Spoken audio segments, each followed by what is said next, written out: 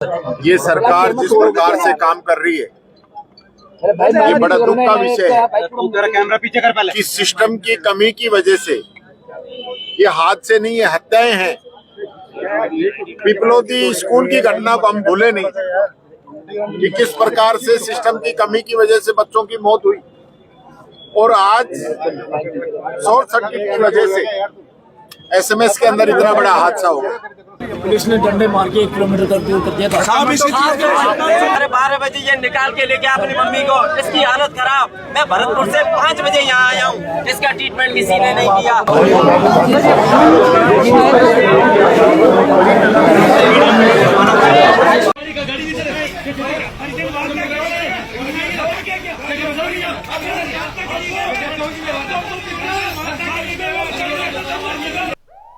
इसी राजस्थान में पहले पिपरोदी के एक सरकारी स्कूल के कमरों की छत बच्चों के ऊपर गिरना, फिर उसके बाद खांसी की सरकारी दवाई खाने से बच्चों की मौत, और वर्तमान में राजस्थान के सबसे चर्चित और बड़े हॉस्पिटल के इमरजेंसी ट्रॉमा सेंटर में आग लगना।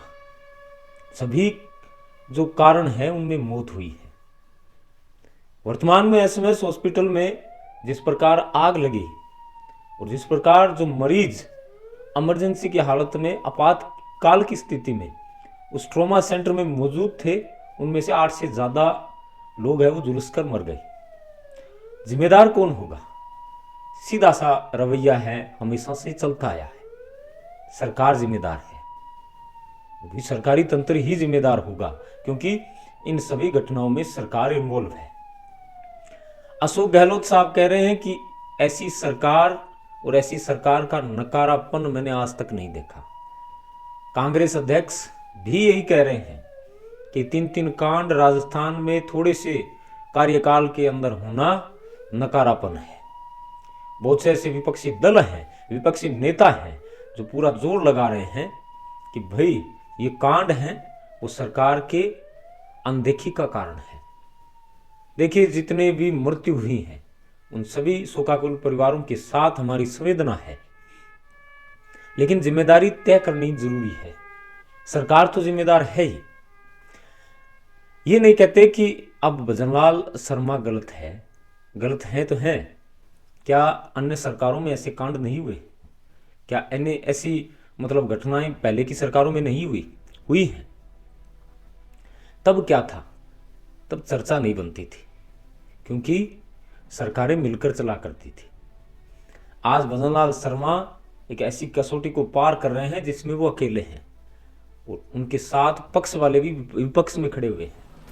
ऐसा माहौल है वो क्रिएट किया गया है। सोची समझी चाल तो नहीं है कहीं ये। 3 कांड थोड़े से समय में होना, सरकार को तुरंत प्रभाव से घेरना, क्या कोई सोची समझी चाल तो नहीं? विषय जांच का है। बड़ी जांच यदि सरकार करवाए तो इनमें बहुत बड़ा मामला सामने आने वाला है। एसएमएस हॉस्पिटल पहले से ही नदारद रहा है। एसएमएस हॉस्पिटल का जो स्टाफ है, वहाँ के डॉक्टर्स हैं, उनका जो रवैया है, बहुत बार हमने देखा भी है। मैं स्वयं 15 दिन वहाँ पर रहा हूँ अपने रिश्तेदार, किसी निजी रिश्तेदार के साथ, और जिनका ट्रॉमा सेंटर, उसी ट्रॉमा सेंटर के अंदर आईसीयू के अंदर इलाज चला था, उसी ट्रॉमा सेंटर के अंदर मैं 7 दिन रहा था और 8 दिन एक वार्ड के अंदर रहा था। जिस प्रकार का माहौल एसएमएस हॉस्पिटल का है, यदि हम बता दें तो आप ये भूल जाएंगे कि एसएमएस हॉस्पिटल जाना चाहिए। जी हाँ दोस्तों, यदि आपके पास पावर है, आपके सर के ऊपर किसी बड़े नेता का हाथ है, तो वहां पर इलाज आपका आसानी से और बढ़िया देखरेख के साथ होगा। और यदि आप गरीब हैं, गलती से भूल से आप निर्धन हैं, तो आपके साथ वो बर्ताव होगा जिसके बारे में आप सोच भी नहीं सकते। हालांकि इस हॉस्पिटल की नींव भी इसीलिए रखी गई थी कि निर्धन परिवारों और गरीब परिवारों को सहायता मिल सके, उनका अच्छे से ट्रीटमेंट हो सके। भारत के सबसे खास और सबसे अधिक नॉलेज वाले डॉक्टर एसएमएस हॉस्पिटल में अपनी सेवाएं दे रहे हैं। लेकिन सेवाएं कितनी दे रहे हैं? ज़्यादातर वो अपने निजी क्लिनिक में सेवा देते हैं, जहाँ पर उनकी फीस होती है 200 से 400 रुपये, प्लस में उनका ट्रीटमेंट चलता है, लाखों का भट्टा है वो बिठाकर छोड़ देते हैं। और जब बात आती है एक गरीब परिवार के किसी मरीज की, तो ऐसे फेंक दिया जाता है। मैंने स्वयं उस ट्रॉमा सेंटर में मरते हुए, दम तोड़ते हुए लोगों को देखा है, लेकिन स्टाफ है वो उनके मतलब कान पर जूं तक नहीं रेंगती। उस स्टाफ के, एसएमएस हॉस्पिटल के स्टाफ की बात कर रहा हूं मैं, खुलेआम। मैं अकेला नहीं हूं, मेरे साथ वो लोग खड़े हो जाएंगे जिन्होंने ये नज़ारा देखा है। बहुत से ऐसे लोग हैं राजस्थान में जिन्होंने ये नज़ारा देखा होगा। वर्तमान सरकार बीजेपी की है तो भाई आरोप बीजेपी पर लगेगा। सरकार चाहे किसी की भी हो, आरोप प्रत्यारोप का दौर नहीं है। ये तय करिए कि गलती कहां हुई। गलती वहां के मैनेजमेंट की है। मैनेजमेंट की गलती इसलिए है क्योंकि देखरेख का जो जिम्मा है मैनेजमेंट के पास है। क्या उससे शॉर्ट सर्किट लाइन को बदलने के लिए पहले से रजिस्टर्ड कोई लाइन नहीं थी? क्या पहले पता नहीं था कि ये लाइनें हैं वो पुरानी हो गई है और इमरजेंसी वार्ड है, इसमें देखरेख एनी टाइम 24 घंटे होनी चाहिए? क्या उस स्टाफ को पता नहीं था? भाई उस स्टाफ के ऊपर सबसे पहले कार्रवाई होनी चाहिए, उन्हें सस्पेंड कर देना चाहिए तुरंत प्रभाव से, और ऐसे सस्पेंड करिए कि ताकि उन्हें नौकरी ना मिले। जी हाँ दोस्तों, वहाँ का स्टाफ, सफाई कर्मी भी हैं, उनके अंदर आप यदि एटीट्यूड देखेंगे, उनके अंदर एक घमंड देखेंगे तो आप चकाचौंध हो जाएंगे। आपको लगेगा कि हम किसी आईएएस ऑफिसर से बात कर रहे हैं। वहाँ के सफाई कर्मचारी भी इतने एटीट्यूड में रहते हैं। यदि कचरा छूट गया तो छूट गया, एक बार झाड़ू लगाते, दूसरी बार हाथ नहीं लगाते। वो पूरे दिन में 2 बार सफाई, नियमावली के अनुसार तो 5 या 6 बार सफाई होनी चाहिए, क्योंकि इतना बड़ा हॉस्पिटल है। 2 बार सफाई करते हैं जिसमें भी कचरा छूट जाता है। पोछा लगाते हैं, 1 बार डुबे हुए पोछे को 3 वार्ड में घसीटते हैं। ये चीज़ मैंने देखी है। जिस ट्रॉमा सेंटर में चंपल तक अलाउड नहीं होती, वहाँ पर कचरा इस तरीके से पड़ा रहता है जैसे एक नॉर्मल मरीजों का वार्ड हो। भाई ये तो चर्चा का विषय हो गया, बड़ा माहौल बन गया। 8 लोगों की मृत्यु हुई है, दर्दनाक मौत हुई है, इसलिए ये आज चर्चा में आया है। क्या पहले की सरकारों ने कभी गौर नहीं की? यदि किसी बड़े नेता के निजी व्यक्ति का इलाज एसएमएस हॉस्पिटल में होता है तो वो मीडिया के सामने आकर वो नेता कहता है कि हमने डॉक्टरों को कह दिया है पूरा ट्रीटमेंट उनकी देखरेख में होगा। तो भाई ये ट्रीटमेंट जब वो कहते हैं तभी देखते हैं, तभी उनकी देखरेख में होता है। एक आम आदमी का जो ट्रीटमेंट होना चाहिए वैसा वहाँ पर नॉर्मल किसी प्रभाव की वजह से नहीं होता। यदि आप सीधे चल गए तो आपको पहले, सबसे पहले ये जांच देखकर कहा जाएगा कि ये थोड़े समय के लिए जिंदा रहेंगे, इसे आप किसी अन्य हॉस्पिटल में ले जाइए या अपने घर पर ले जाइए। ये चीज़ हमने खुद देखी स्वयं। हमने भी वहाँ पर बड़े नेता की छाप लगवाई थी, तब जाकर वहाँ पर हमारे मरीज को एडमिट किया गया था। एडमिट कर लिया, लेकिन वहाँ पर हर रोज़ हमें छाप लगवानी पड़ती थी, कभी रिपोर्ट के लिए तो कभी डॉक्टर के चेकअप के लिए। जी हाँ दोस्तों, गैस्ट्रोलॉजी विभाग में जो गैस्ट्रोलॉजी वार्ड है, उस वार्ड की मैं बात कर रहा हूँ। ऐसे अन्य बहुत से वार्ड हैं, जिम्मेदारी कौन लेगा? भजनलाल सरकार तो हो सकता है भाई नकारापन दिखा रही होगी, नई सरकार है, लेकिन एक सरकार पर ही सब कुछ थोप देना ये हमारी गैर जिम्मेदाराना हरकत है। हम उन मुद्दों को छोड़ देते हैं जिस तह तक हमें पहुंचना चाहिए। जिसकी गलती है उसे सामने क्यों नहीं लेके आया जाता? भाई ट्रॉमा सेंटर एक आम बात नहीं होती।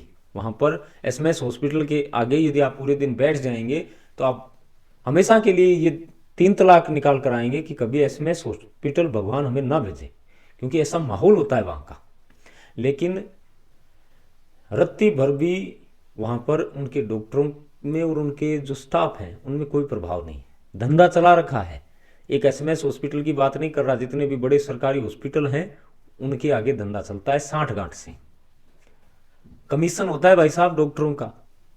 सरकारी दवाइयां हैं वो सड़के कचरे में डाल दी जाती है, लेकिन डॉक्टर लिखते हैं बाहर की पर्ची ताकि उनको शाम के समय कमीशन मिले। उन्हें बड़ी रकम चाहिए भाई, करोड़ों का घपला होता है हर रोज, तब हम आंख मूंद कर बैठे रहते हैं। आवाज़ नहीं उठाते। आवाज़ उठाएंगे तो हमारी आवाज़ दबा दी जाती है, ऐसा बोलकर हम चुप हो जाते हैं। तो चुप हो जाएंगे तो ऐसी मौतें हैं वो हर साल हर कार्यकाल में हमें देखने को मिलेंगी। ये रियलिटी है। बहुत से ऐसे मुद्दे हैं जो अन्य सरकारों में कभी आगे ही नहीं आए। बहुत बड़ी बड़ी घटनाएं हुई हैं, चाहे वो गहलोत सरकार रही हो या वसुंधरा सरकार या वर्तमान में भजनलाल सरकार। 3-3 कांड वर्तमान में हुए हैं। तो सरकार को यह तय करना होगा कि किस प्रकार देखरेख हो, जो स्टाफ है वो मैनेजमेंट है उनको कड़ी सख्ताई से पेश आकर उन पर कार्रवाई करनी होगी। तब जाकर आम आदमी की जिंदगी और आम आदमी के जो जिंदगी का जो मोल है उसका पता चल पाएगा। लोग जाने से रह जाएंगे एसएमएस हॉस्पिटल। जमीनें बेच बेच कर लोग प्राइवेट हॉस्पिटल में जा रहे हैं। प्राइवेट हॉस्पिटल में हर रोज चेकअप होता है इन चीज़ों का कि कहीं मिस्टेक न है। ऑक्सीजन पाइप को डेली चेक किया जाता है, वहाँ की लाइट फिटिंग को हर रोज चेक किया जाता है। 1% भी दिक्कत आई तो ट्रॉमा सेंटर के आईसीयू में कितना बड़ा झोल हो सकता है ये आप सोच सकते हैं। यदि 1 मिनट के लिए भी ऑक्सीजन पाइप लीक हो जाए, बंद हो जाए, तो सोचिए कितनी जिंदगियां हैं वो तबाह हो सकती है।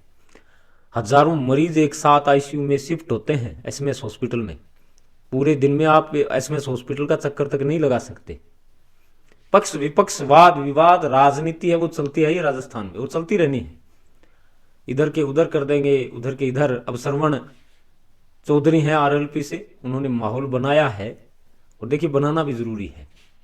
चाहे कांग्रेस हो विपक्ष हो, उसको माहौल बनाना भी जरूरी होता है। माहौल न बनाए तो भी कार्रवाई है वो निर्धारित हो जाती है, कार्रवाई सरकार नहीं करती है।